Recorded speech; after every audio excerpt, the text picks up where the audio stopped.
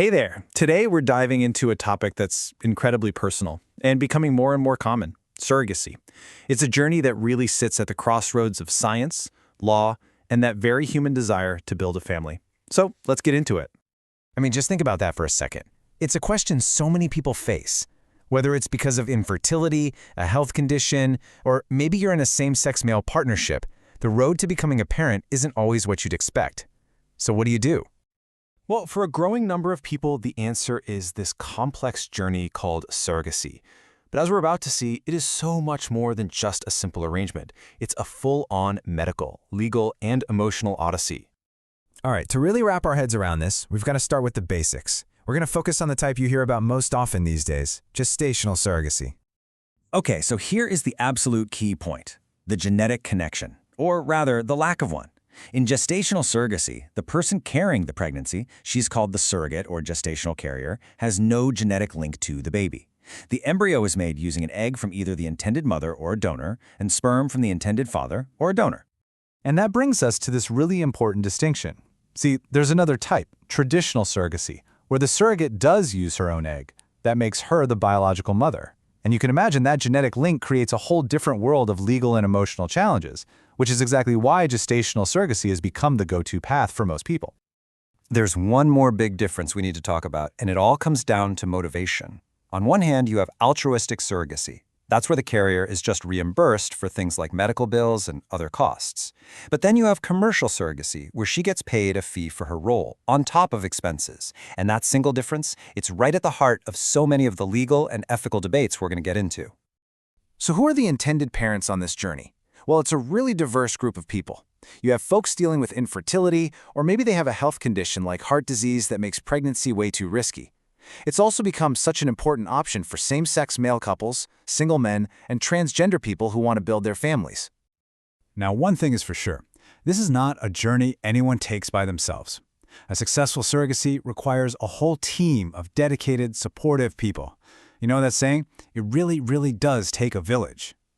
So let's start with the gestational carrier. The requirements to become one are incredibly rigorous, and for very good reason. We're talking about a specific age range, she has to have already had a healthy pregnancy, and she goes through tons of medical and psychological screenings. It's all to make sure she's totally prepared, physically and emotionally, for everything ahead. And here's a look at that wider team. It's this whole web of support and expertise. You've got the intended parents and the surrogate, of course. But you also have separate lawyers for each of them, agencies that coordinate the whole shebang, fertility doctors handling the science, and mental health pros to guide everyone through the emotional side of it all. Okay, so we know who's involved. Now, how does it all actually work? Let's walk through the main stages of the journey, from the very beginning to the very end. Before any medical procedures happen, before any contracts are signed, there's this foundational step that can sometimes get overlooked. This quote just nails it. Psychological screening is one of the most critical parts of the whole process. So it makes sure everyone is truly ready for the emotional ride, and it sets the stage for a healthy, positive relationship. So what does that screening actually look like? Well, it's a pretty thorough, multi-step process. It includes deep dive interviews about motivations, personal history, the works. And here's a key part. It almost always involves partners or spouses because their support is absolutely vital. And really, it's not just an evaluation. It's also a way to educate and prepare everyone for what's coming. This timeline gives you that perfect bird's-eye view. First, you have the screening and matching. Then the lawyers come in to draw up ironclad contracts. After that, it's time for the science. IVF to create an embryo which gets transferred to the surrogate. That's followed by a carefully managed pregnancy. And it all leads to that incredible moment of birth, where the intended parents finally get to meet their child. Now, while that medical process is pretty standard, the legal side of things, well, that's a whole other story. This is where the journey can turn into a seriously complex global maze of different laws. And Europe is the perfect example of just how complicated it can get. There's no single EU-wide law on this. Instead, every single country makes its own rules. And those rules often reflect some really deep-seated cultural and ethical beliefs about family, reproduction, and the body.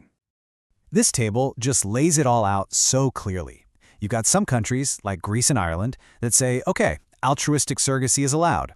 Then you have others like France and Germany where it's flat out banned. And then there are places like Poland where it's not regulated at all, so it just exists in this kind of legal gray zone. So why is it so complicated?